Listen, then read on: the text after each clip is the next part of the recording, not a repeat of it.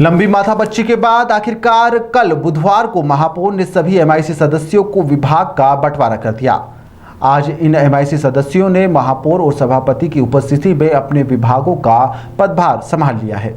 MIC गठन के बाद में एमआईसी सदस्यों को विभाग दिए जाने की मशक्कत कई दिनों से चल रही थी। कई विधायक और भाजपा नेता सांसद अपने चहेतों को अच्छे विभाग देने के लिए दबाव व प्रभाव बना रहे थे।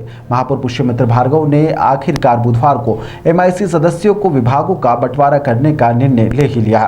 देर शाम यह सूची जारी भी कर दी गई।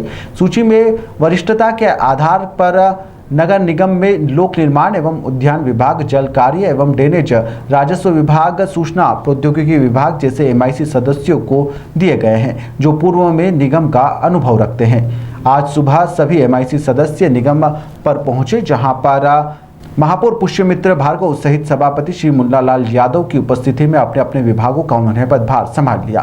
एमआईसी सदस्य निरंजन सिंह चौहान, राजेंद्र राठौर, जीतू यादव, अभिषेक शर्मा बबलू, नंदू पहाड़िया, अश्विन शुक्ला, मनीष शर्मा, राजेश उदावत, राजेश जैन, प्रियंका डांगी ने कार्यालय पर जाकर विभागों में अपना पदभार ग्रहण किया है। आपने 3 प्रश्न किए हैं। पहला, अब एक अभिभाषक होने के नाते आप मुझसे इतनी अपेक्षा कर सकते हैं कि हम नियम से बैठ के करेंगे।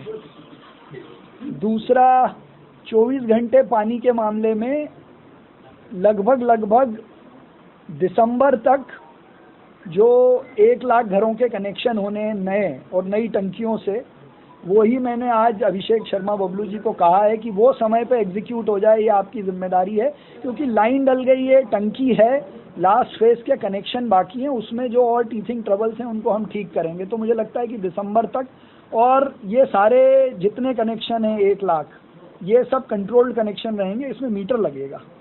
तो ये तो एजेंडे में है, एग्रीमेंट में है, स्कोप ऑफ वर्क में है, तो नहीं होने का कोई प्रश्न नहीं है। तीसरा, यातायात को लेकर हमने एक इंट्री मोबिलिटी प्लान कुछ एजेंसीज को कहा है कि वो बनाएं, फिर उसको शहर के सभी लोगों से साझा करेंगे और सुझाव लेके उसको फाइनल करेंगे। पर शहर में अब लोगों के एंड टू एंड जाने की सुविधा हो। जैसे अगर कोई पब्लिक ट्रांसपोर्ट से किसी बस स्टॉप पे उतरा तो वहाँ से वो अपनी कॉलोनी के कोने तक कैसे जाए। मेट्रो से अगर कोई व्यक्ति उतरा तो वो स्टेशन से अपने अगले गंतव्य पे कैसे जाए। ये प्लानिंग करने की सबसे महत्वपूर्ण ज़रूरत है, इसलिए हम कल भी उसके लिए बैठे थे। ये मोबिलिटी प्लान आपके सामने भी रखेंगे, आपके भी सुझाव आमंत्रित करेंगे। पूरा काम किया जाएगा, क्या कुछ प्राथमिकता होनी चाहिए? आज पहली अनौपचारिक बैठक थी जिसमें हमने सभी हमारे नव नियुक्त एमआईसी सदस्यों का स्वागत किया, परिचय लिया, विभागों के अलग अलग प्रमुख विषयों पर डिस्कशन किया और ये प्रयास किया है कि जितने भी सब सदस्य हैं उनको अनुभव के आधार पर काम बांटा है।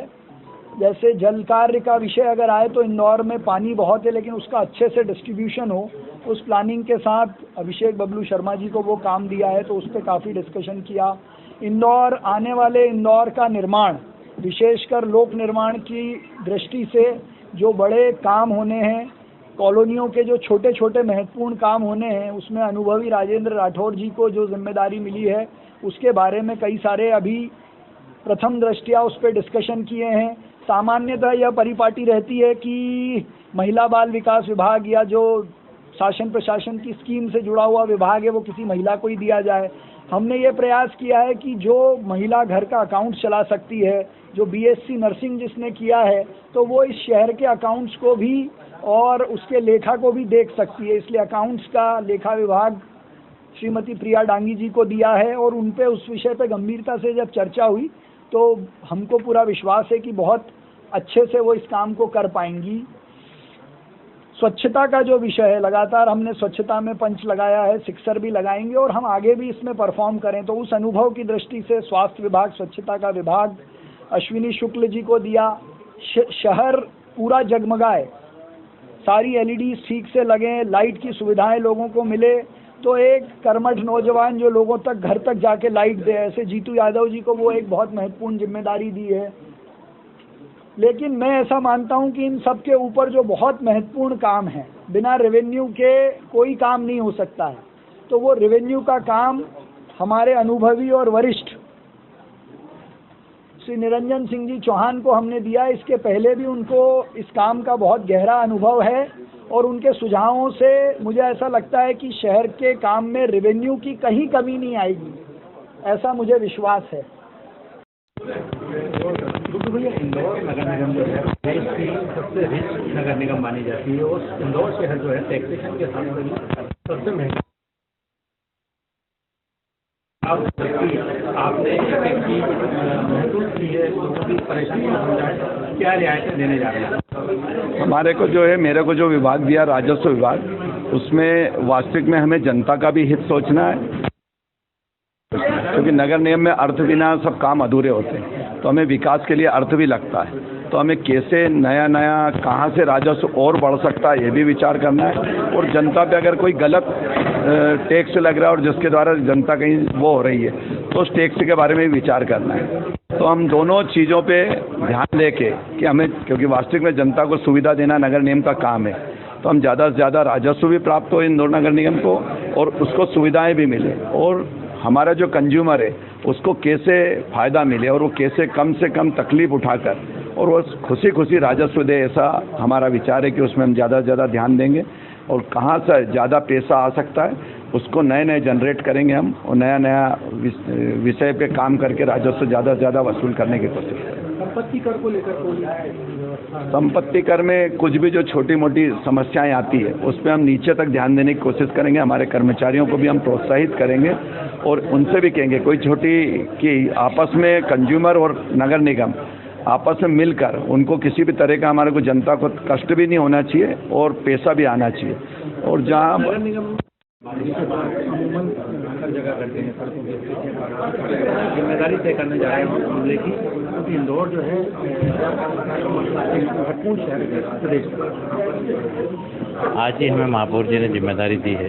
आज महापौर जी के साथ हमारा परिचय बैठक था और जिस प्रकार उन्होंने जो है हम पे विश्वास दिलाया है, उस पर हम खरा उतरने का प्रयास करेंगे। वास्तव में बरसात का समय है और काफ़ी जगह जो है गड्ढे हो गए हैं, जहाँ डामर की सड़कें हैं वहाँ पर काफ़ी गड्ढे हो गए। हम अधिकारियों के साथ बैठ के चर्चा करके और इसका जल्दी निराकरण करेंगे। और मुझे लगता है कि गणपति के आसपास जो है हम इसके गड्ढे भर के और सारी जो गणपति उत्सव का त्यौहार भी 31 तारीख से है, तो उसके त्यौहार के पहले भी हम इसकी प्रक्रिया जो है चालू करेंगे। मुझे लगता है कि जल्दी हो जाएगी। बड़ी कंपनी है एलएनटी जैसी, काम में कहीं ना कहीं कोताही बरती है, अगर अपने नोटिस भी दिए और किस तरह नकल कैसी जाएगी वैसे। जैसे मैंने कल, हमने अब 2 दिन पहले जो एलएनटी कंपनी जो नर्मदा की टंकियाँ जिन लोगों ने ले रखी हैं, जो 5-5 साल से नर्मदा के कनेक्शन नहीं कर पाए हैं, वो 5 वर्षीय योजना हो गई उनकी। जबकि काम इतनी बड़ी कंपनी है, उनका काम ज़्यादा दिन का है नहीं। 1 लाख घरों के अंदर नल कनेक्शन देना है इनको। ये हो जाए तो शहर का बहुत सारा काम जो है वो निपट जाए, पर कर नहीं रहा। हमने उनको 2-2.5 महीने का जो है अल्टीमेटम दिया है। इसी प्रकार जो ठेकेदार गड़बड़ करते हैं उनको भी हम जो है वो करेंगे कि आप जो हो गया वो ठीक है, आप ईमानदारी से काम करें, गुणवत्ता वाला काम करें। शहर को अच्छा विकास की आवश्यकता है, तो उसको लेके भी हम जो है जल्दी करेंगे इसको। इंदौर को ग्रीन सिटी बनाई जा सके, इसके लिए कितने गार्डन पहले फेज में तैयार कर? अभी हम 101 गार्डन कर रहे हैं पहले फेज में। महापौर जी की इच्छा है कि पहले 101 गार्डन जो हैं वो जल्दी तैयार हों, जो 2-3 महीने के अंदर जहाँ छोटे फूलों का काम चल रहा है, जो अंतिम उसमें है, वो भी जल्दी हो जाएगा, तो शहर को जल्दी हवाले होगा। कोई प्रायोरिटी रहेगी सर कि किस तरह के पौधे लगेंगे, किस तरह का अट्रैक्शन रहने वाला है गार्डन में? जहाँ पर अच्छी आवश्यकता है वहाँ अच्छे भी रखेंगे, ग्रीनरी हो, अच्छी हो, उसको जो है वो करेंगे। पर्यावरण के हिसाब से जहाँ लगाना है कुछ वो भी करेंगे। ऑक्सीजन जोन के हिसाब से लगाना है वो भी हम जो है देखेंगे। जहाँ ऑक्सीजन जोन के हिसाब से जो पौधे लग सकते हैं उसकी भी प्राथमिकता रहेगी, और अच्छे सुंदर गार्डन हो, लोगों को उसका अच्छा वो हो।